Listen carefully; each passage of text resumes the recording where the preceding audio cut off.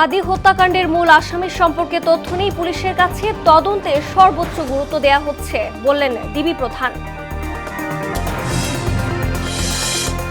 নির্বাচনী পরিবেশ বিঘ্নিত করে এমন কর্মকাণ্ড সহ্য করা হবে না, হুঁশিয়ারি কমিশনের। মাঠ পর্যায়ে যৌথ অভিযানের ঘোষণা। স্বাধীনতার ৫৪ বছর পরও নানা চ্যালেঞ্জের মুখে দেশের কৃষিখাত, সংকট মোকাবেলায় মধ্যস্বত্বভোগীর দৌরাত্ম্য কমানোর তাগিদ বিশেষজ্ঞদের। এবং গ্রিস উপকূলের নৌকা থেকে উদ্ধার অভিবাসীদের মধ্যে ৪৩৭ জনই বাংলাদেশি, মানব পাচারকারীদের শনাক্তে কাজ করছে স্থানীয় কর্তৃপক্ষ।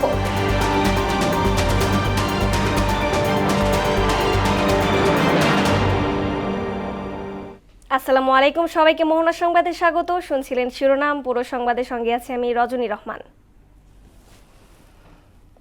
ইনকিলাব মঞ্চের মুখপাত্র ওসমান হাদি হত্যাকাণ্ডের মূল অভিযুক্ত ফয়সাল করিম সম্পর্কে এখনও পুলিশের কাছে সুনির্দিষ্ট তথ্য নেই বলে জানিয়েছেন অতিরিক্ত আইজিপি খন্দকার ইসলাম। ফয়সাল আদৌ ভারতে গিয়েছে কিনা তাও পুরোপুরি নিশ্চিত হওয়া যায়নি। রোববার বিকেলে স্বরাষ্ট্র মন্ত্রণালয়ে এক ব্রিফিংয়ে এসব কথা বলেন অতিরিক্ত আইজিপি। এ সময় ডিবি প্রধান জানান, হত্যাকাণ্ডের তদন্তে সর্বোচ্চ গুরুত্ব দেয়া হচ্ছে। আরও জানাচ্ছেন Mudassir Ali. Operation devil hunt phase 2 এবং দেশের সার্বিক আইন শৃঙ্খলা পরিস্থিতির অগ্রগতি বিষয়ে স্বরাষ্ট্র মন্ত্রণালয়ে এই সংবাদ সম্মেলনের আয়োজন। এতে কথা বলেন আইন শৃঙ্খলা বাহিনীর বিভিন্ন বিভাগের মুখপাত্ররা। নজরুল ইসলাম আছেন।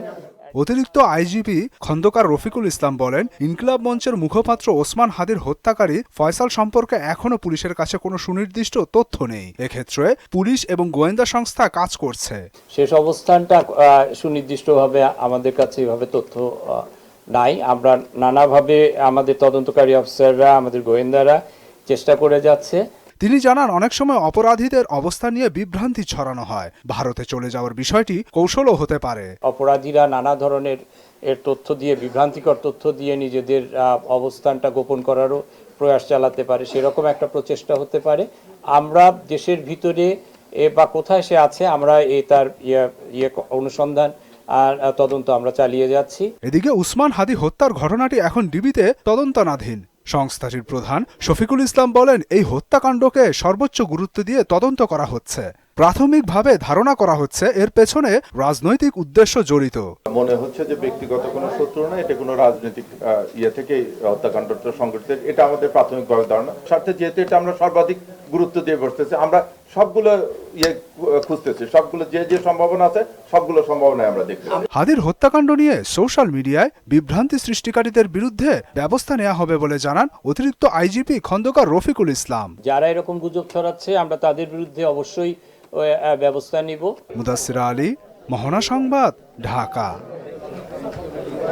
নির্বাচনী পরিবেশ বিঘ্নিত করে এমন কর্মকাণ্ড আর সহ্য করা হবে না বলে হুঁশিয়ারি দিয়েছেন কমিশন মুখপাত্র ইসি আবুল ফজল মোহাম্মদ সানাউল্লাহ। সাম্প্রতিক চোরাগপ্তা হামলাকে পরাজিত শক্তির কৌশল হিসেবে উল্লেখ করেন তিনি। রোববার বিকেলে ৩ বাহিনী সহ আইন শৃঙ্খলা বাহিনীর শীর্ষ কর্তাদের সঙ্গে বৈঠক শেষে এসব কথা বলেন ইসি সানাউল্লাহ। জানান, মাঠ পর্যায়ে অবৈধ গোলাবারুদ উদ্ধার সহ সন্ত্রাসীদের গ্রেফতারে যৌথ অভিযান পরিচালনা করা হবে। এমআর আসাদের রিপোর্টে বিস্তারিত।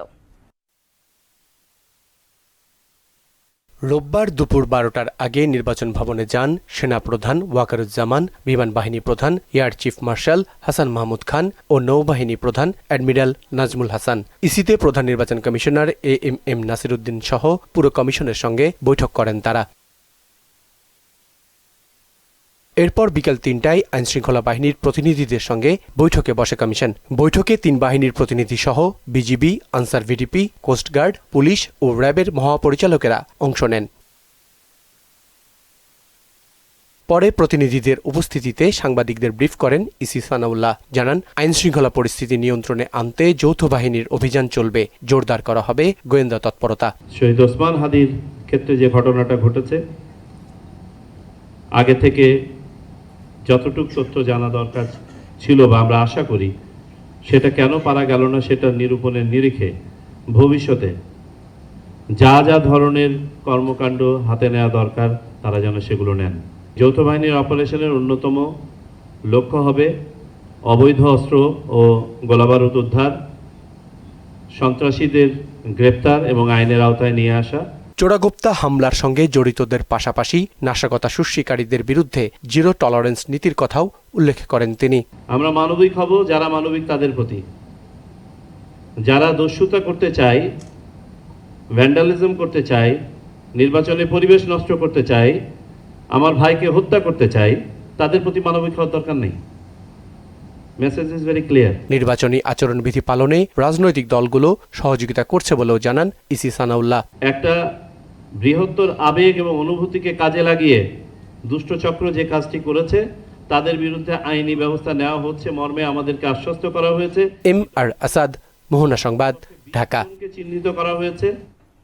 বিএনপি ক্ষমতায় গেলে দেশকে নতুন করে গড়ে তোলার প্রত্যয় জানিয়েছেন বিএনপির ভারপ্রাপ্ত চেয়ারম্যান তারেক রহমান। রোববার বিকেলে বগুড়ায় জুলাই শহীদদের স্মরণে ডিজিটাল স্মৃতিস্তম্ভ উদ্বোধন অনুষ্ঠানে ভার্চুয়ালি যুক্ত হয়ে তিনি বলেন, সরকার গঠন করতে পারলে ইন্টারনেট ব্যবহারের সুবিধা সহজ করা হবে। অধিকার প্রতিষ্ঠায় মানুষকে ঐক্যবদ্ধ থাকার আহ্বান জানিয়ে তারেক রহমান বলেন, অতীতে ধ্বংসের কিনার থেকে শহীদ রাষ্ট্রপতি জিয়াউর রহমান দেশকে খাদ্যে স্বয়ংসম্পূর্ণ করেছিলেন। ধ্বংসের কিনারায় চলে গিয়েছিল দেশ, বটমলেস বাস্কেট ছিল, সেই বটমলেস বাস্কেট থেকে শহীদ জিয়া বাংলাদেশকে একটি খাদ্য রফতানির দেশে পরিণত করেছিলেন। আজ আপনারা আপনাদের হাতে বা আপনাদের সামনে ইনশাল্লাহ সেই সুযোগ এসে হাজির হয়েছে। আবার আমাদের দেশটাকে ধ্বংসের কিনারা থেকে গড়ে তুলতে হবে, আমাদেরকে কঠোর পরিশ্রম করতে। স্বাধীনতার ৫৪ বছর পরও অবহেলিত রয়ে গেছে দেশের কৃষি ও কৃষক, যাদের শ্রমঘামে মানুষের খাদ্য নিরাপত্তা নিশ্চিত হয়। তারাই নানা দিক থেকে বঞ্চনার শিকার। চাষের প্রয়োজনে সময় মতো মেলে না সারসহ প্রয়োজনীয় উপকরণ। কৃষক বাঁচাতে মাঠ পর্যায়ে কৃষি উপকরণের দাম নির্ধারণ সহ মধ্যস্বত্বভোগীর দৌরাত্ম্য কমানোর বিকল্প নেই বলে মত দিয়েছেন অর্থনীতিবিদরা। কামাল হোসেনের ক্যামেরায় কৃষি সংকট নিয়ে উষা ফেরদৌসের ২ পর্ব ধারাবাহিকের দ্বিতীয় পর্ব আজ। দিগন্ত জোড়া সবুজ ফসলের মাঠ, কৃষকের শ্রমে ঘামে তরতর করে বেড়ে ওঠা সোনালী ফসল, এর সবই কৃষি প্রধান বাংলার প্রতিচ্ছবি। এ সৌন্দর্য যে কাউকে মুগ্ধ করলেও অজানা শঙ্কায় দিন কাটে কৃষকের। ফসলের ন্যায্য মূল্য না পাওয়া, প্রাকৃতিক দুর্যোগ, বাজারে অস্থিরতা, উৎপাদন খরচ বৃদ্ধি, এ সবই যেন কৃষকের নিত্যসঙ্গী। যখনই উৎপাদন কম থাকে তখন দাম বেড়ে যায়, যার যখন কৃষকের ভরপুর উৎপাদন হয় তখন বাজার মূল্য কমে যায়। প্রায় লস হয়। গত বছর আমি ৩-৪ লক্ষ টাকা চকে ঢালছি, আমি লাস্টে দেয়া গেছে চালানো ক্যাশ খুঁজে পাইনি। সরাসরি কৃষক বাজার লিঙ্ক এবং সরবরাহ চেইন উন্নয়নের আহ্বান কৃষকদের। মাঠে থেকে গেলে আমাকে মনে করেন যে নেওয়ার একটা লিমিটেড ভাড়া, তারপরে যাবি তো কিছু খরচ, ওইগুলো কমে যাইত আর কি। আমরা যদি ক্রেতা থেকে বিক্রি করতে পারতাম সরাসরি ভাবে, তাহলে আমাদের একটু লাভবান হইতাম। সার, বীজ, সেচের উচ্চ মূল্য আর প্রয়োজনের সময় না পাওয়ার হতাশা তাদের নিত্যসঙ্গী। আমরা সার ঠিক মতো পাই না এবং অনেক প্রচুর দাম, সারের অনেক দ্বিগুণ দাম বাড়াই দিছে সরকার, অনেক দাম বাড়াই দিছে। আমরা পাই না সময় মতো, আমরা কোনো ফসল ভালো মতো করতে পারছি না, কোনো ফসলের দাম পাইতেছি না। সেপার বীজটা ছিল ১০০ টাকা, এই বীজটা হয়েছে এখন ১৪০ টাকা, কথা বলছেন। আবার মাইটা সার আসলো সরকারি রেট ১০৫০ টাকা, আমার কাছ থেকে নিচ্ছে এই ১৩৫০ টাকা। কৃষকদের অর্থনৈতিকভাবে নিরাপদ করা কৃষি উন্নয়ন ও গ্রামীণ জীবিকা সুরক্ষার অন্যতম প্রধান শর্ত উল্লেখ করে এর দায় সরকার এড়াতে পারে না বলে জানালেন এই অর্থনীতিবিদ। কৃষকরা ন্যায্য মূল্য পাচ্ছে না, কৃষকরা তাদের উৎপাদিত পণ্য নষ্ট করে ফেলতে হচ্ছে। এই সমস্ত পিছনের কারণ হচ্ছে আমি মনে করি রাষ্ট্র। বিকজ রাষ্ট্রের যে মহাপরিকল্পনা, মাস্টার প্ল্যান, সেই অনুযায়ী প্রকৃতপক্ষে কোন জেলায় কি ধরনের ফসল উৎপাদন হয় এবং কতটুকু রাষ্ট্রের চাহিদা, সেই জায়গাগুলো যদি স্পষ্ট করে সেই ধরনের ইনফরমেশন কৃষকদের দেয়। সরবরাহ ব্যবস্থার উন্নতি হলে কৃষকের ন্যায্য দাম নিশ্চিতের পাশাপাশি মধ্যস্বত্বভোগী দৌরাত্ম্য কমবে বলেও মনে করেন তিনি। স্বাধীনতার ৫৪ বছরেও কৃষি প্রধান দেশে কৃষকের মুক্তি মেলেনি। যাদের শ্রম আর ঘামে খাদ্য নিরাপত্তা নিশ্চিত হয়, তারাই ন্যায্য মূল্য বঞ্চিত। অনিশ্চিত তাদের জীবন জীবিকা। এ দায় কি রাষ্ট্র এড়াতে পারে? প্রশ্ন কৃষকের। উষা ফেরদৌস, মোহনা সংবাদ, ধামরাই। নীলফামারীর ডিমলা উপজেলায় কালোবাজারে সার বিক্রি হচ্ছে বলে অভিযোগ করলেন কৃষকরা। সার সংকটে দিশেহারা অবস্থা তাদের। চাহিদার তুলনায় সারের সরবরাহ কম উল্লেখ করে পরিমিত ব্যবহারে সচেতনতা তৈরির চেষ্টা চলছে বলে জানান উপজেলা কৃষি কর্মকর্তা। মইনুল হকের প্রতিবেদন, জানাচ্ছেন তাসিন তারিন। নীলফামারীর ডিমলা উপজেলার তিস্তা বিস্তীর্ণ এলাকায় ভুট্টার বাম্পার ফলন হয়ে থাকে। এই আশায় প্রতি বছর ভুট্টা চাষ করেন এখানকার কৃষকরা, কিন্তু সার সংকটে দিশেহারা চাষিরা। কৃষকদের অভিযোগ, ডিলারের কাছে ধর্ণা দিয়ে চাহিদার তুলনায় কম সার পেয়ে হতাশ তারা। কালোবাজারে সার বিক্রিরও অভিযোগ করেন তারা। এই সময় যে সারটা না ভাই, এই 10 দিন পর ভাই আমাকে ভুট্টা আবাদ হবে, ক্ষেত করে পারবো আমি? এখানে লাইন ধরে লাগে, সার কোথায় যায়? পাকিস্তান না ভারত দেশের সারগুলা। 15 বিঘা জায়গা ভুট্টা আবাদ করবো, আমি সার পাইছি অনলি 3 ব্যাগ সার দিয়ে আমি কি করবো? আমি কি জমি প্রতি রাখবো? এরা রাত্রে সার বেচায় কালোবাজারি। এখানে বিভিন্ন রাজনৈতিক দলের নেতা সহ প্রভাবশালীগুলো এখানে বিস্তার করতেছে। সরকার এবং প্রশাসনের কাছে আমরা বিনীত অনুরোধ করি, জনগণ যাতে দোকানে সার পায় সেই ব্যবস্থা সরকার যাতে করে। আর চাহিদার তুলনায় সরবরাহ কম থাকার অজুহাত ডিলারদের। আমাদের যে চাহিদা দেয়া আছে সেটার তুলনায় কিছু চাহিদার তুলনায় আমাদের বরাদ্দ কিছুটা কম। তবে কৃষকদের সঙ্গে মতবিনিময়ের মাধ্যমে পরিমিত সার ব্যবহারের পরামর্শ দেওয়া হচ্ছে বলে জানান কৃষি কর্মকর্তা। ভুট্টার সবচেয়ে বেশি আমাদের গোটা জেলায় যে উৎপাদন হয় তার প্রায় 70% ভুট্টা হচ্ছে আমাদের ডিমলা উপজেলাতে হয়। প্রত্যেকটা ওয়ার্ডে আমরা আমাদের উপসহকারীদের মাধ্যমে আমরা নিজেই কৃষকদের সাথে মত বিনিময় করেছি এবং খামারি অ্যাপসের ব্যবহারের মাধ্যমে কিভাবে পরিমিত সার ব্যবহার করা যায় এটি বিষয়ে আমাদের সচেতনতা চলছে। চলতি মৌসুমে ডিমলা উপজেলায় প্রায় 15,000 হেক্টর জমিতে ভুট্টা চাষের লক্ষ্যমাত্রা নির্ধারণ করেছে কৃষি বিভাগ। তাহসিন তারিন, মোহনা সংবাদ। ক্রেতা বিক্রেতায় সরগরমে হয়ে উঠেছে দক্ষিণাঞ্চলের বৃহত্তম ধানের বাজার বাউফলের কালাইয়া হাট। দেশের বিভিন্ন জেলা থেকে ধান বেচাকেনা করতে এই হাটে আসেন পাইকাররা। 3 মাসে বেচাকেনা হয় প্রায় 5 লাখ মেট্রিক টন ধান। অতুল চন্দ্রপালের প্রতিবেদন, জানাচ্ছেন মাহমুদ আক্তার। পটুয়াখালীর বাউফলের কালাইহাট ধানের জন্য বিখ্যাত।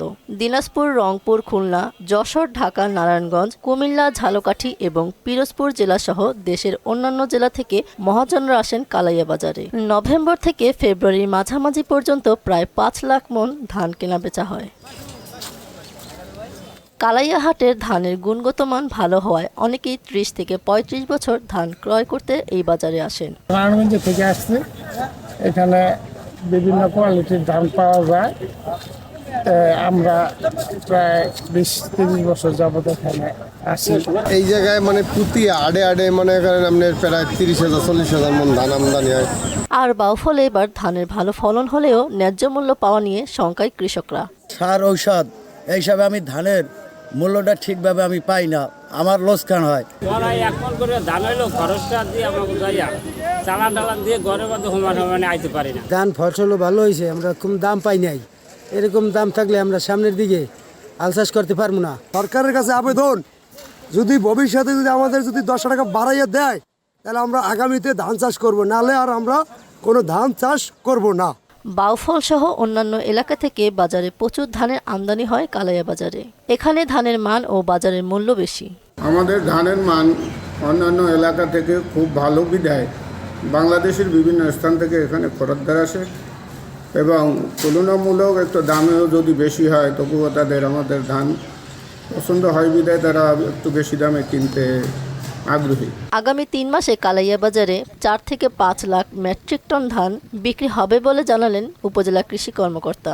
এখানে শুধু বাউফলের নয়, পার্শ্ববর্তী দশমিনা, গলাচিপা, রাঙাবালি থেকে কৃষকরা ধান নিয়ে এসে এই বন্দর বাজারে বিক্রি করে থাকেন এবং এখন থেকে শুরু করে আগামী 3 মাসে প্রায় 4 থেকে 5 লক্ষ মেট্রিক টন ধান এখান থেকে বিক্রি হবে, বাজারজাত হবে। বাউফলের কালাইয়া বাজারে ধানের পাশাপাশি মুগ ডাল ও দেশি গরু, মহিষ ক্রয় বিক্রয়ের জন্য বিখ্যাত। মাহমুদ আক্তার, মোহনা সংবাদ। গ্রিসের গাভদোস উপকূলে একটি মাছ ধরা নৌকা থেকে উদ্ধার হওয়া 539 জন অভিবাসন প্রত্যাশীদের মধ্যে 437 জনই বাংলাদেশি। স্থানীয় কোস্টগার্ড কর্তৃপক্ষ এই তথ্য নিশ্চিত করেছে। দুদিন আগে আগিয়া গ্যালেনির দক্ষিণ সমুদ্র থেকে এই অভিবাসীদের উদ্ধার করা হয়। বর্তমানে তাদের রেথিমনোর কীর্তেনসি ভবনে রাখা হয়েছে। সেখানে হেলেনিক কোস্টগার্ড সদস্যদের তত্ত্বাবধানে তাদের নিবন্ধন ও পরিচয় শনাক্তকরণ প্রক্রিয়া চলছে। কর্তৃপক্ষ জানায়, উদ্ধার হওয়া অভিবাসীদের মধ্যে 4 জন নারী ও 2টি শিশু রয়েছে। রেথিমনোর কোস্টগার্ড প্রধান জানান, তাদের মূল লক্ষ্য হচ্ছে মানব পাচারকারী চক্রকে শনাক্ত করা এবং অভিবাসীদের দ্রুত অন্য স্থানে সরিয়ে নেওয়া। গাজীপুর সদরের হাটখোলা এলাকায় প্রায় 2.5 কোটি টাকা ব্যয়ে নির্মিত সরকারি মার্কেট ভবন পরিত্যক্ত অবস্থায় পড়ে আছে। জনমানবহীন স্থানে মার্কেট করায় ক্ষুব্ধ স্থানীয়রা। মার্কেট ভবনটি দ্রুত সচলের আশ্বাস উপজেলা প্রশাসনের। তারিকুল জুয়েলের প্রতিবেদন, জানাচ্ছেন সিফাত রহমান জেসি। গ্রামীণ বাজার অবকাঠামো উন্নয়ন প্রকল্পের আওতায় গাজীপুরের পিরোজালি ইউনিয়নের হাটখোলা এলাকায় 2019 সালে স্থাপন করা হয় সরকারি মার্কেট ভবনের ভিত্তিপ্রস্তর। প্রায় 2.5 কোটি টাকা বরাদ্দ পাওয়ার 4 বছর পর কাজ শুরু হয় 2023 সালের 15 মে, শেষ হয় গত বছরের 18 মার্চ। স্থানীয়দের অভিযোগ, ঠিকাদারি প্রতিষ্ঠান কাজ অসমাপ্ত রেখে চলে যাওয়ায় নির্মাণ কাজ শেষ হতে দেরি হয়। পরিত্যক্ত এই ভবনে এখন অপরাধের আখড়া। 1.5 বছরের বেশি সময় ধরে অরক্ষিত ও পরিত্যক্ত অবস্থায় এই ভবনটিতে সন্ধ্যার পর জড়ো হয় মাদকসেবী আর অসামাজিক কার্যকলাপের সাথে জড়িতরা। বিল্ডিংটা এমনি বানিয়ে রাখছে, কোনো কাজে আসতেছে না। যদি একটু সামনে করতো তাহলে, রাস্তার সাথে যদি থাকতো তাহলে মার্কেট চলতো। মার্কেট হিসেবে বানাইছিল, বেশ ভালো বাজার আছিল, অনেক বাজার চলে না। অনেক বখাটে ছেলেপেলে আছে যারা এখানে মাদক দ্রব্য পান করে। দ্রুত মার্কেট চালুর উদ্যোগ নেবেন বলে জানালেন উপজেলা নির্বাহী কর্মকর্তা। আমি এটা খোঁজ নিয়ে দেখবো যে এটা কিভাবে এটা কার্যকর করা যায় এবং কত দ্রুত এই কাজটি যেন মানুষের কাজে লাগে এবং জনস্বার্থে ব্যবহার করা যায়, সেই উদ্যোগটুকু আমাদের উপজেলা প্রশাসনের থেকে যতটুকু করণীয় রয়েছে আমি সেটা অবশ্যই করব। সংশ্লিষ্ট সবার সাথে কথা বলে আমরা এটা দ্রুত বাস্তবায়নের জন্য কাজ করব। দ্রুতই মার্কেটটি চালু হবে, এমনটাই প্রত্যাশা সবার। সিফাত রহমান জেসি, মোহনা সংবাদ। এবার সারা দেশে অনুষ্ঠিত সভা সমাবেশ নিয়ে প্রতিনিধিদের তথ্যচিত্রে ডেস্ক রিপোর্ট। কক্সবাজারের তারাবানিয়ায় নুরুল কুরআন আদর্শ হিফজ মাদ্রাসায় হিফজ অ্যাওয়ার্ড 2025 অনুষ্ঠান হয়েছে। বড়দিন উপলক্ষে পার্বত্য অঞ্চলের বিভিন্ন সম্প্রদায়ের সঙ্গে উৎসবের আনন্দ ভাগাভাগি করার লক্ষ্যে বান্দরবান সেনাজোনের উদ্যোগে মানবিক সহায়তা প্রদান কর্মসূচি অনুষ্ঠিত হয়েছে। ওসমান বিন হাদির হত্যার বিচার দাবিতে ময়মনসিংহে প্রতিবাদ ও মানববন্ধন করেছে মুমিনুন্নেসা সরকারি মহিলা কলেজের শিক্ষার্থীরা। প্রথম আলো ও ডেইলি স্টার পত্রিকার কার্যালয়ে হামলা এবং জ্যেষ্ঠ সাংবাদিক নুরুল কবিরকে হেনস্থার প্রতিবাদে গাজীপুরে মানববন্ধন অনুষ্ঠিত হয়েছে। দিনাজপুরের বোচাগঞ্জে good neighbours Bangladesh Bochaganj community development প্রজেক্টের আয়োজনে শীতবস্ত্র বিতরণ করা হয়। চাঁপাইনবাবগঞ্জ জেলা উন্নয়ন সমন্বয় কমিটির সভা অনুষ্ঠিত হয়েছে। প্রথম আলো ও ডেইলি স্টারের কার্যালয়ে হামলা এবং অগ্নিসংযোগ ও খুলনার ডুমুরিয়ায় সাংবাদিককে হত্যার প্রতিবাদে সাতক্ষীরায় মানববন্ধন অনুষ্ঠিত হয়েছে। বান্দরবান সরকারি কলেজের সুবর্ণ জয়ন্তী উপলক্ষে ব্যাডমিন্টন ও টেবিল টেনিস প্রতিযোগিতা শুরু হয়েছে। সিরাজগঞ্জের খোকসাবাড়িতে রোল মডেল ফেয়ার 2025 অনুষ্ঠিত হয়েছে। মানিকগঞ্জের দৌলতপুরে বিএনপির চেয়ারপারসন বেগম খালেদা জিয়ার রোগ মুক্তি কামনায় দোয়া মাহফিল ও উঠান বৈঠক অনুষ্ঠিত হয়েছে। মাহমুদা আক্তার, মোহনা সংবাদ। আন্তর্জাতিক প্রসঙ্গ। দক্ষিণ আফ্রিকার জোহেনেসবার্গে একটি পানশালায় হামলা চালিয়েছে বন্দুকধারী দুর্বৃত্তরা। এতে 9 জন নিহত এবং 10 জন আহত হয়েছে। চিকিৎসার জন্য আহতর নিকটস্থ হাসপাতালে পাঠানো হয়েছে। পানশালাটি বৈধ এবং সরকারিভাবে নিবন্ধিত। ভয়াবহ হামলার কারণ এবং দায়ীদের এখনও চিহ্নিত করতে পারেনি পুলিশ। এই পর্যায়ে জানিয়ে দিচ্ছি আজকের সংবাদপত্রের গুরুত্বপূর্ণ শিরোনাম।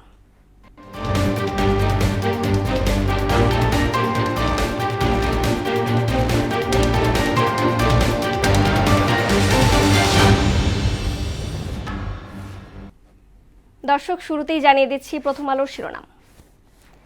নিরাপত্তা অস্ত্রের লাইসেন্স চেয়ে আবেদন 15 রাজনীতিবিদদের। নির্বাচনী পরিবেশ রক্ষায় কঠোর হতে ইসির নির্দেশ। দৈনিক ইত্তেফাক। ঘোষণা দিয়ে নাশকতা আগেই কেন ব্যবস্থা নেওয়া যাচ্ছে না। দেশের বিভিন্ন জায়গায় অরাজকতা সৃষ্টির চেষ্টা করা হচ্ছে বলেছেন তারেক রহমান। সমকাল শিরোনাম করেছে, নিরাপত্তা উদ্বেগ বাড়ছে, বৈধ অস্ত্র নিয়েও শঙ্কা। গণমাধ্যমের স্বাধীনতা ও নিরাপত্তা চান সাংবাদিকরা, আশ্বস্ত করল বিএনপি। হাইকমিশনের সামনে বিক্ষোভ নিয়ে ঢাকা ও দিল্লি পাল্টাপাল্টি। বাংলাদেশ প্রতিদিন, অতীতে বিএনপি ধ্বংসের কিনারা থেকে দেশ রক্ষা করেছে, এবারও করবে, তারেক রহমান। পরিবর্তন হচ্ছে প্রার্থী, বিএনপির প্রাথমিক তালিকা থেকে বাদ পড়েছেন কয়েকজন। যুগান্তর শিরোনাম করেছে, আদানির বিদ্যুৎ কিনে ঠকছে বাংলাদেশ। তারেক রহমানের প্রত্যাবর্তন ঘিরে সর্বোচ্চ নিরাপত্তা। তারেক রহমানের সামনে যত চ্যালেঞ্জ, সামলাতে হবে অনেক পরিস্থিতি। সর্বশেষ জানিয়ে দিচ্ছি দ্য ডেইলি স্টারের শিরোনাম,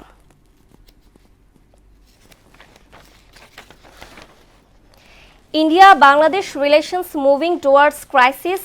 Foreign advisor questions why Indian authorities allowed protest near Bangladesh High Commission. Take firm action against vandalism, arson attack. EC tells law enforcers, armed forces assure all necessary measures taken for fair smooth polls. এই ছিল সংবাদপত্রের গুরুত্বপূর্ণ শিরোনাম। শেষ করব মোহনা সংবাদ, যাবার আগে শিরোনামগুলো আরো একবার।